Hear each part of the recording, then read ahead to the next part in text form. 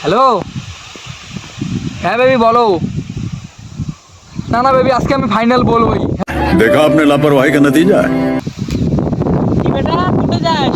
তোর সাথে মোর একটা জরুরি কথা আছে, এদিকে না আয় তো। কি বাবা পা কিনা কবার চালু?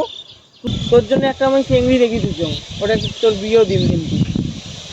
কি কোস? না না মুই হলে চেংড়ি এনে বিয়ে করি বাবা না। কে বাবু না, এইটা দেখছিস কি?